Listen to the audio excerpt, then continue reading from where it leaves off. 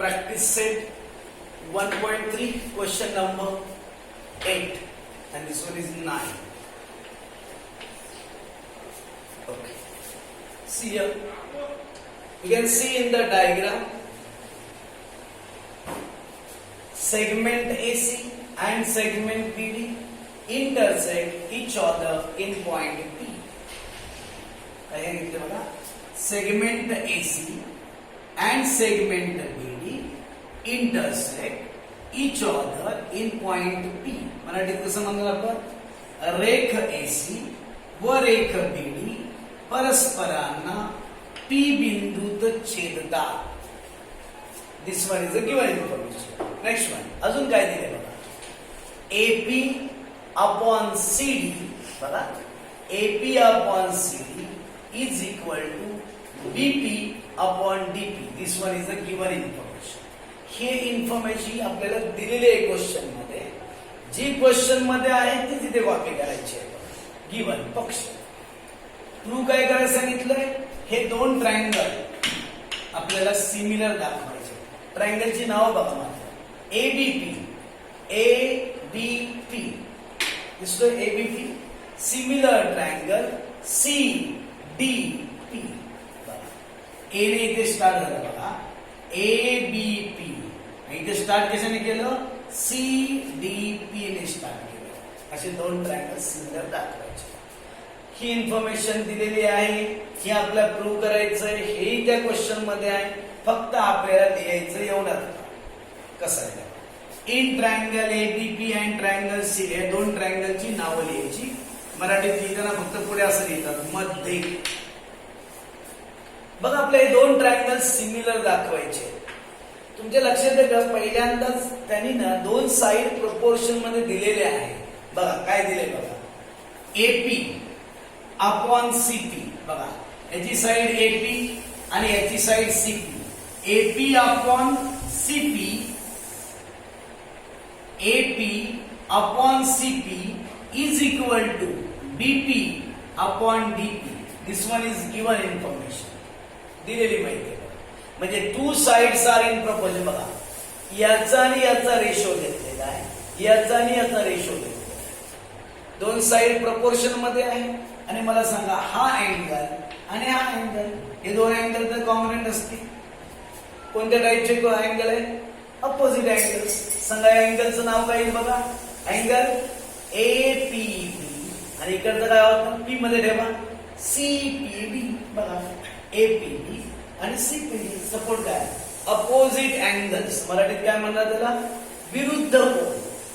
झालं बघा, दोन साइड बघा, ही साइड आणि ही side. Two sides are in proportion and one angle is congruent. That's why two triangles are similar by SAS test. बाजू कोण बाजू कसं. लक्षात येते का आपल्या, बघा काय दिले त्यांनी, AP upon CP is equal to BP upon DP. हे त्यांनी दिलेलं आहे. बघा हाच पोर्शन फक्त इथे उचलतो, याला आपण लिहिलं गिवन. बघा म्हणजे हाही पोर्शन तरी दिलेला आहे, फक्त आपल्याला एकच सेंटर आपल्या मनाने लिहायचे. बघा एवढंच. हे दोन अँगल कॉन्ग्रुएंट आहे, हे आपल्याला सहज दिसतात. बघा एपीबी कॉन्ग्रुएंट अँगल सीपीडी. कोणत्या टाइपचे angle, opposite angle. Therefore two triangles are similar. म्हणजे फक्त हा एकच सेंटेन्स आपल्याला नवीन द्यावा लागतो. बघा हा एक सेंटेन्स इथे आहे बघा, टू प्रूव्ह मध्ये आहे, हे तर गिवन मध्ये आहे. फक्त हे एक्स्ट्रा एकच सेंटेन्स झालं. सिंपल आणि सोपा क्वेश्चन आहे, कोणीही सॉल्व्ह करू शकतो. नेक्स्ट वन थोडासा क्रिटिकल आहे, जरा समजून घ्या. ट्रायंगल बघा व्यवस्थित काय सांगितलं. अँगल बीएसी बघा, जरा मी मार्किंग केलंय बघा.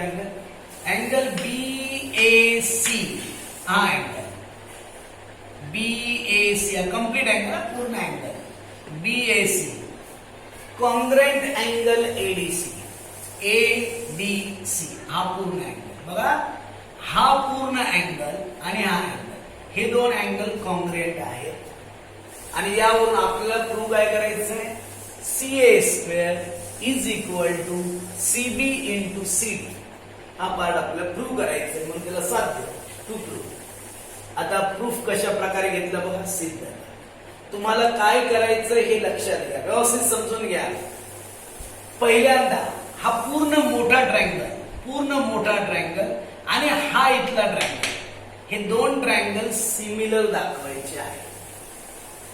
कोणते दोन ट्रायंगल बघा, कारण ट्रायंगल एकाच्या आत दुसरा ट्रायंगल आहे, त्यामुळे थोडासा कन्फ्युजन होणार.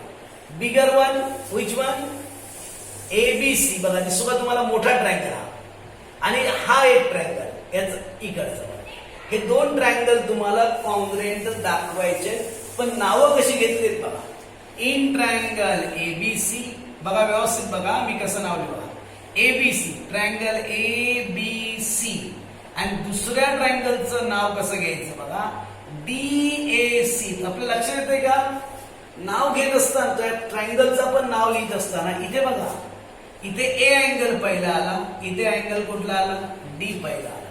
तुमच्या लक्षात येतं का, कारण गिवन मध्ये काय सांगितलंय बघा, BAC म्हणजे थोडक्यात कुठला अँगल, पूर्ण A अँगल, आणि ADC म्हणजे कुठला अँगल, हा D अँगल. म्हणजे हा अँगल आणि हा अँगल कॉन्ग्रुएंट आहे, त्यामुळे इथे जर पहिला A आला तर इथे पहिला कोणता येणार आहे, D येणार आहे. ट्रायंगलचं नाव लक्षात घ्या व्यवस्थित.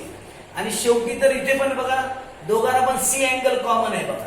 ABC याला पण C अँगल कॉमन आहे आणि ADC यालाही C अँगल, त्यामुळे C शेवटी येणार आहे.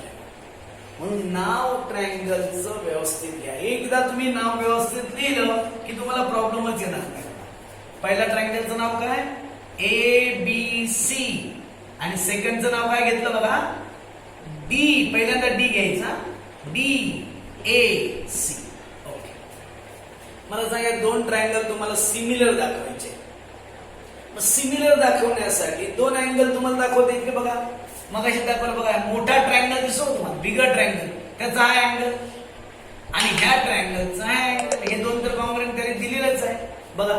Angle BAC is congruent to angle कोणता सांगा, ADC.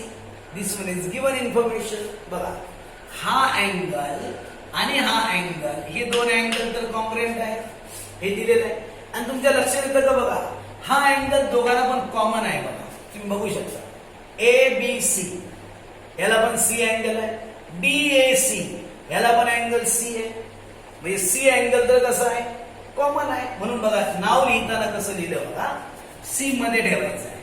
म्हणून नाव कसं घेतलं, सुरुवातीला काय घेतलं मला सांगा, ACB. व्यवस्थित लक्षात घ्या, ACB दिसतोय तुम्हाला, ACB.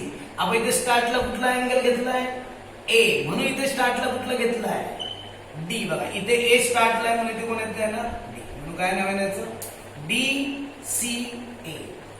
सपोर्ट कॉमन आहे. लक्षात येते का तुमच्या. परत एकदा बघा, सेकंड अँगल कुठला दाखवला, हा C अँगलचं नाव कसं घेतलं बघा, C मध्ये यायला पाहिजे ना, मग काय घेतलं, ACB हा झाला. आणि दुसरा कुठला घेतला मला सांगा, DCA. कॉमन अँगल्स झाले दोन अँगल्स. Therefore two triangles are similar by A test. तर पुढचा पोर्शन काहीच प्रॉब्लेम नाही बघा. A टेस्ट कोको बसवते. If the two triangles are similar, corresponding sides are in proportion. तीन साइड बघा, त्यापैकी मी पहिली साइड घेतली नाही बघा. पहिली साइड कोणती आहे सांगा, AB अपॉन DA. कारण AB आणि DA इथे आहे का, इथे नाही आहे ना, म्हणून फर्स्ट साइड नाही. सेकंड कुठले बघा, इथे बघा BC, माहिती कोणती आहे ना, AC. BC upon AC is equal to, third कुठली साइड येईल बघा, AC अपॉन कोणती येणार सांगा, DC. AC upon DC, corresponding sides of similar. Now make the cross multiply. बघा यांचा मल्टिप्लाय केला, AC ने AC ला मल्टिप्लाय केलं, काय येणार, AC स्क्वेअर येईल. BC आणि DC चं मल्टिप्लाय केलं. बघा हेच प्रूव्ह करायचं. फक्त AC स्क्वेअर न घेता इथे काय घेतलं होतं, CA स्क्वेअर. AC स्क्वेअर म्हणजे CA square is equal to BC म्हणजेच कोण, CB, आणि DC म्हणजेच काय नाव आहे, CD. फक्त नाव घेताना उलट घेतलेली, बाकी काहीच प्रॉब्लेम नाही. पण एक लक्षात घ्या, हा फक्त कन्फ्युजन तुम्हाला पहिल्या 2 स्टेटमेंटलाच होऊ शकतो, बाकी प्रॉब्लेम काही येणार नाही. एकदा 2 ट्रायंगल सिमिलर दाखवले की हा इझी टॉपिक आहे. लक्षात येते का? पण प्रॅक्टिस करा तरच जमणार आहे. ओके.